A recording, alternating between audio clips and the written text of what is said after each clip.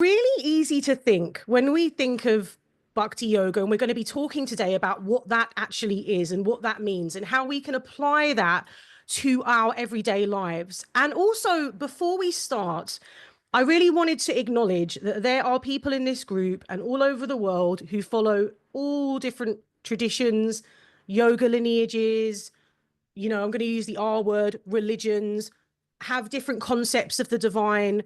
And that this lecture today is in no way saying that this lineage is better or another lineage is better or worse than another. This is not what today's session is about. Today is about me presenting the tradition that I follow to you in a humble mood, and for you to take whatever you would like from that session. It might be that you borrow just a small thing. It might be that you borrow a couple of small things. It might be that you think, that didn't resonate with me, and then think about why it didn't resonate with you.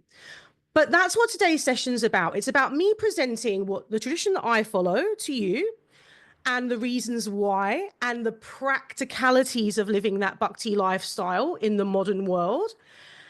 And you can, like I said, it's voluntary. You can take what you like and leave what you don't like. You can look at how you can apply this to your own tradition. So really try to keep an open mind today and to look for ways that you can weave this into your everyday lives. Okay. So Bhakti Yoga is an ancient practice. If you subscribe to the beliefs of Sanatana Dharma, which slangly we call as Hinduism in today's world, you will subscribe to the belief that Bhakti Yoga has existed since time immemorial. That Bhakti Yoga began at the conception of humanity, at the dawn of creation, okay? Now, you might be thinking, a lot's changed since then. We have computers, we have Zoom, we have cars, we have solar panels. Why do we need a tradition that's so old? And how does it apply to our modern life?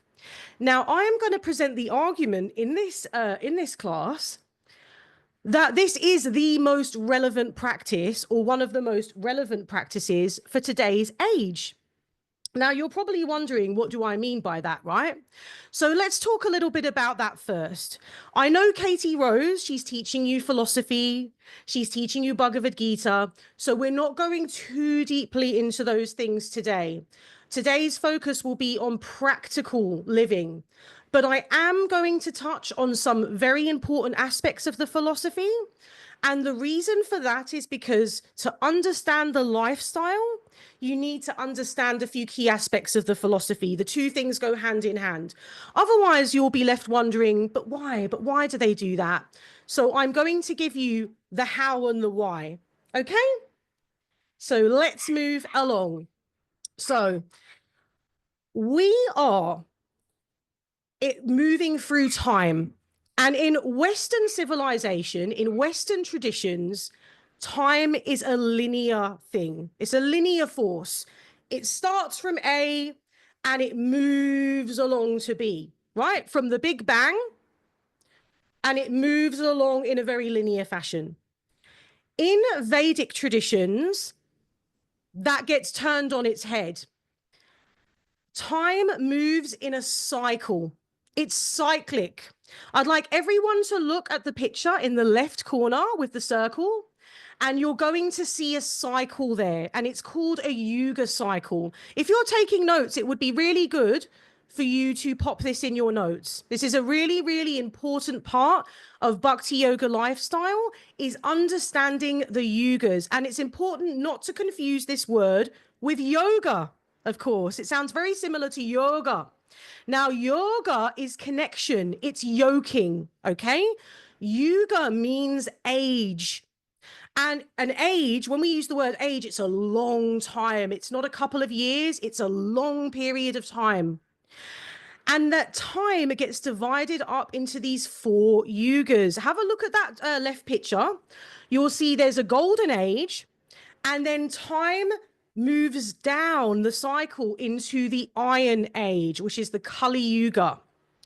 Now, it's really, really important to note that these ages began with the Golden Age, and that life was very, very different to how it is now. People lived for a long time. They had good physical health. They lived for hundreds of years, according to our scriptures.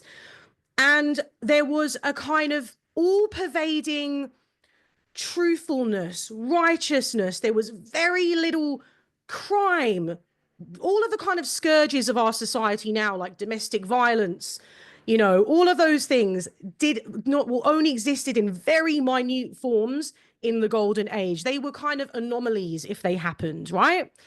And then as we move through the Silver Age, which is Treta Yuga, then we move through the Bronze Age, which is Dwapara Yuga, and as we move down to Kali Yuga, all of a sudden we hit this age of quarrel, hypocrisy, and instability. Can you guess what age we're in? Anyone?